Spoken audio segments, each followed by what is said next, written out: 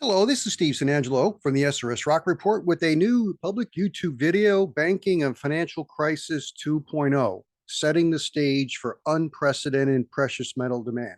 Now, I'm not trying to scare people, but what I'm trying to show is we're heading into another banking and financial crisis that's worse than what happened in 2008. So we should be prepared for that.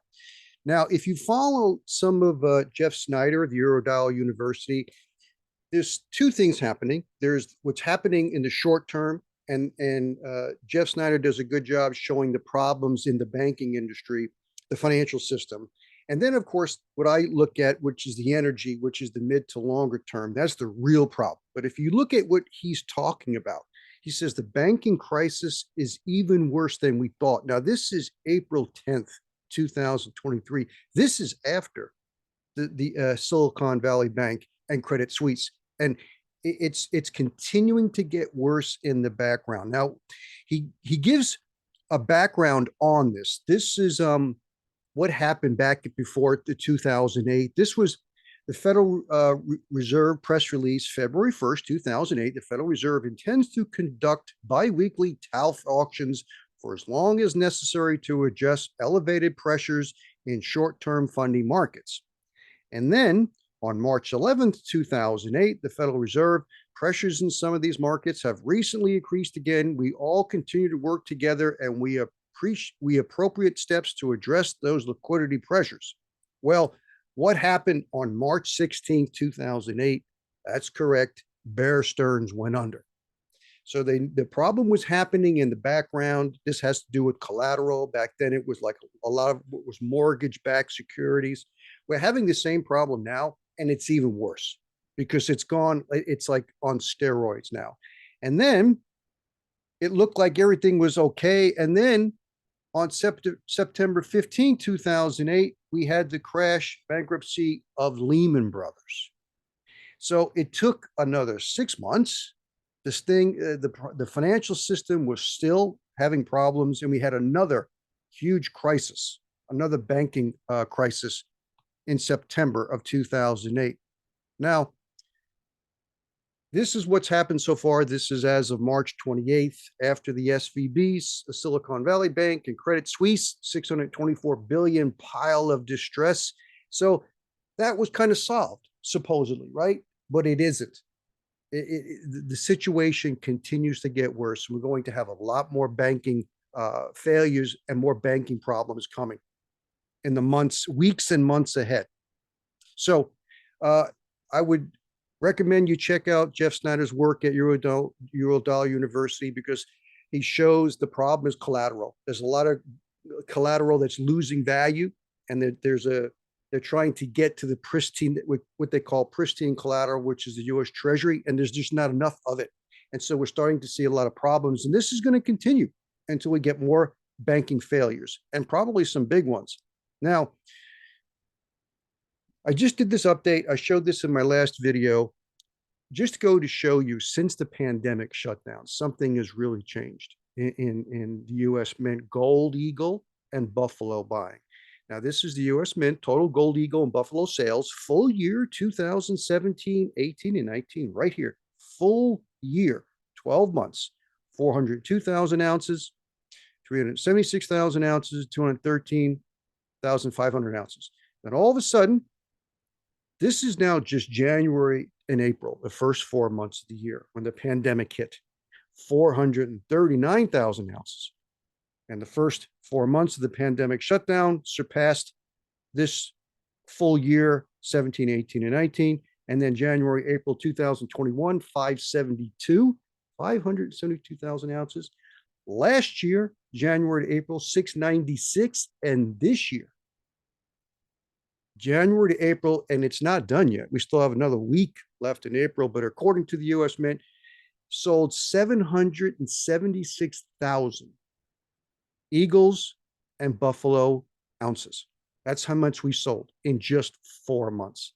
So something has really changed. If we look at this next chart, it kind of puts into perspective the financial crisis in 2008 to now. So this is the U.S. Mint total Gold Eagle and Buffalo sales. March 2008, Bear Stearns collapse happened in the middle of March. We had a run up. 65,000 buffaloes and gold eagles were purchased that month. Then, when we had the Lehman Brothers collapse in September, 149,000. Well, get this. With the SVB and Credit Suisse collapse in March of this year, 305,000.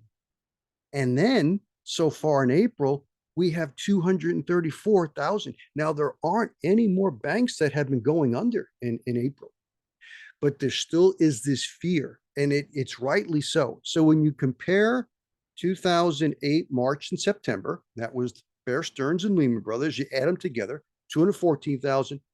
March, April this year, 539. And I heard that from that there's a temporary shortage of the buffaloes, but I think we're going to see much bigger demand for gold and the precious metal silver when we start getting more problems with the banking sector. Now, I want to transition to this because that's the first thing. Is the financial system, the banking, that's bad. But then the oil is going to make it even worse. And I put an article, The War Against Peak Oil Still Continues. To my subscribers, I'm going to share some of this information with you all. The world is still totally unprepared for the coming energy cliff. Now, the reason why I did that was many of you know Tom Luongo. He put out an update, if you go to his YouTube channel on April 5th, basically saying that Steve Sanangelo and Chris Martenson and the rest of the freaking peak oil a-holes, stop listening to them. I'm dead serious. Now, Tom's a pretty smart guy, and people are free to have their own opinion. But if we don't understand the problems, peak oil is one thing, the energy cliff is another. And I will show you, the proof is in the pudding. The proof is in the pudding. The lights got to stay on for another 15 plus years due to shale oil. And this is the second largest shale field in the United States is the Bakken. And people think that the entire Bakken has got all this wonderful oil. We can continue producing it for decades. No, because this is the Bakken oil production, top 4 counties versus the rest of the Bakken. So what we see in the yellow is the top 4 counties. McKenzie, Dunn, Montreal, Williams, and the rest of the Bakken is 5.5%. The top 4 counties, 94.5%. And this is as of January 2023. So when you look at the rest of the Bakken, this is the growth in the rest of the Bakken, which is the majority. Look at this. There's no growth at all. 46,176 barrels per day compared to over a million in the rest of the Bakken, in the 4 counties. Now, just to show you, and here it is right there, 1,062,000 barrels per day. That's total. This is the top 4 counties. And this is the entire Bakken right here. McKenzie was really number 1. We can go back and I'll show you. McKenzie was number 1, 35%. The rest here, not that good, because then it's really not economic. They don't produce a lot of oil, and they decline much lower. So let me show you what's going on. This is the lease acreage in the Bakken and the well locations. We zoom in, and these are the top 4 counties right here. If we zoom in, the lease acreage is the lighter color. The darker area are the well locations. Look how much has been already drilled. And if we go in a little bit closer, take a look at this. The Bakken has really been drilled out, a large percentage of there's still more there, but this is what we need to understand. That's why there's such thing as peak oil, because this is not infinite. And so when the US shale oil peaks, the world is in serious trouble, because 93% of growth in the world since 2008 came from the United States shale industry. And Gene Lahira, who's one of my subscribers, puts out his estimate based on reserves. It could be a little bit higher, but this is his estimate of the North Dakota Bakken.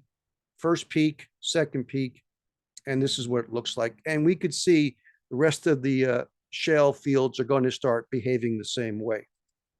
Now, we have to understand there is such thing as peak, because we could look at South Africa. South Africa produced a lot of gold in the world. And it's no coincidence why the British Empire took it over. We could see this is in million ounces.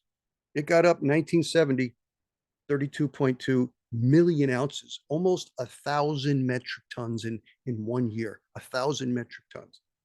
And it's no coincidence that after 1970, the price of gold took off. We could see, and this is also the grams per ton really moved up. And then as the grams per ton decline, we see the production really decline. Now it's down 10%. It's down 90% from its peak. So things do peak. And so when you've got to look at the entire situation, the entire world. But this is a perfect example, just like the Bakken. The Bakken's going to peak. South African gold peaked, and you can produce more, but it's going to take a lot more energy, which we're not going to have a lot of in the future. And this comes from Gail Tverberg. Maybe some of you follow her work at Our Finite World. It's important to understand this. Give her all the credit. She does a great job. Up until about 1979, the US economy grew about as quickly as oil consumption, because GDP is based on oil consumption. And in fact, as the growth in total energy consumption since 1979, the US economy seems to have grown a little more quickly than consumption of oil and energy of all types. Well, this is the black line showing about the trend line for energy, which is blue, oil, which is in the orange, and it is a 3-year average percentage growth. Look what's happened. See, this is bad news now. We're heading into negative. Well, the green line is showing the average for the GDP. And the GDP has been increasing more than the oil due to the falling interest rates, made shale profitable, which shale wouldn't be profitable. So the strange thing happened after 1979, 1981 was the peaking of interest rates on the US Treasuries. As I explained, it is these falling interest rates that allowed indirect inflation-adjusted GDP to grow faster than oil or total energy consumption. Well, now with the increase in the interest rate, it's destroying all the debt now that we use to bring on all this oil and all this business activity. And this is the problem. It's becoming unsustainable. So you all heard about the debt ceiling. There's so much to talk about. I do this with the SRS Rock Report subscribers. There's so much to talk about. But this is the US public debt, and the date of the debt ceiling that was reached right here on January 17th, 2023. Because if we go right here, February 11, 2022, currently the debt ceiling is slightly below 31.4 trillion. That limit is expected to cover federal borrowings until the early part of 2023. Let's go back. It was very early. They were hoping it would go to February or March. It didn't make it. This is, we could see the debt was increasing, and then it hit the 31.4, and it's been going, you could see it's in at 31.4. What happens when they finally increase the debt limit? You're going to see a huge surge.